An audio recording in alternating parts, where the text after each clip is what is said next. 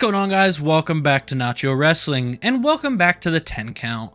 With rampant speculation about what AJ Styles is going to do now that he's retired, I figured let's look at the most popular option. Let's take a look at top 10 AEW dream matches for AJ Styles. But as always, before we do that, please be sure to like, comment, subscribe, hit the bell to stay up to date on all things Nacho Wrestling, and if this is your first time watching a Nacho Wrestling video, why don't you consider hitting that subscribe button and sharing this video with your friends. Number 10, we have Samoa Joe. Now, I know a lot of people are going to question why this isn't higher, because this is obviously a match that is going to happen if AEW does get their hands on AJ Styles, which you kind of answer your own question by asking and saying that this is a match that's definitely going to happen. This is for dream matches. This is for matches that we have not seen before or have not seen in a while. So there are obviously going to be heavier hitting matches that I think should happen and could happen if AJ makes his way. Not saying that this match would be bad, not saying that it wouldn't be interesting, because there's a lot of stuff to mine and a lot of history between these two. Number 9, we have Jon Moxley. In the same vein as Samoa Joe, we've seen this match before, albeit Jon Moxley was known as Dean Ambrose at the time, and he wrestled a completely different style than how he wrestles now.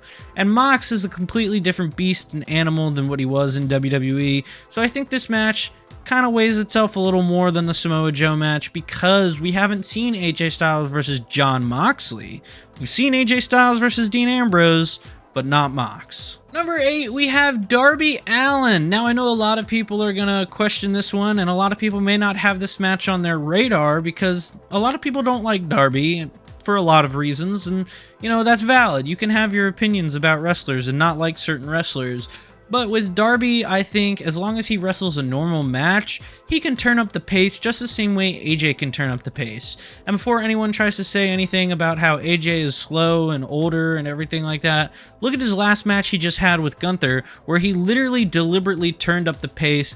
And yeah, it was part of the storytelling to show Gunther that AJ can still go, but AJ can legitimately still go. So why not have him get in the ring with another speed demon like Darby Allin and just have them frenetic energy from bell to bell. Number 7, we have Orange Cassidy. Now, please, someone correct me down in the comments if I'm wrong, but I don't think we've ever seen this match before.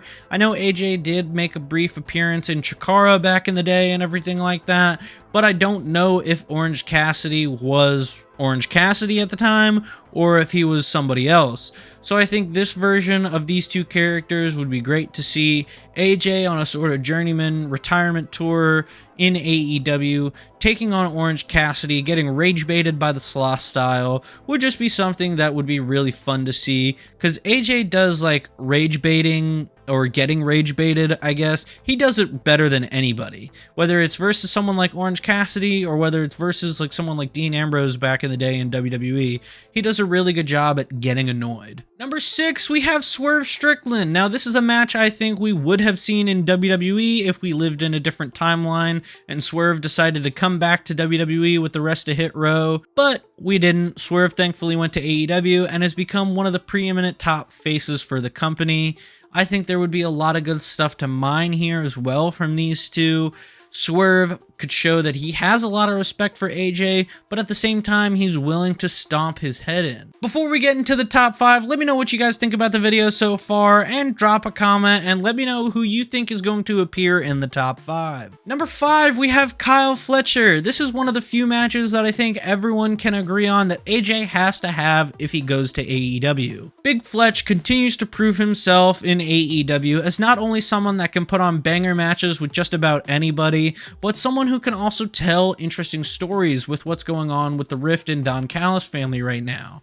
So having these two go at it in a multi-match feud, sort of a la Kevin Owens, AJ Styles back in the day, or even Kevin Owens and John Cena from back in the day, would be really fun. Number 4, we have Kenny Omega. Some may say this should be in the top 3, and I disagree because of the amount of New Japan lore that you'd have to know about or have Excalibur shout at you through the TV to understand. Not saying that that's a bad thing, but sometimes when you rely solely on what happened in New Japan, it doesn't really help world build your own company. So I think this match is definitely going to happen at some point, especially with the history that these two have with each other from Bullet Club. I think it has such a high possibility of happening that it's probably going to main event a pay-per-view, maybe even All In, but I think something else is going to main event All In, which we will talk about shortly. Number 3, we have Konosuke Takeshita. I think if anyone can bring out that old New Japan Pro Wrestling AJ Styles, then it's gonna be Takeshita.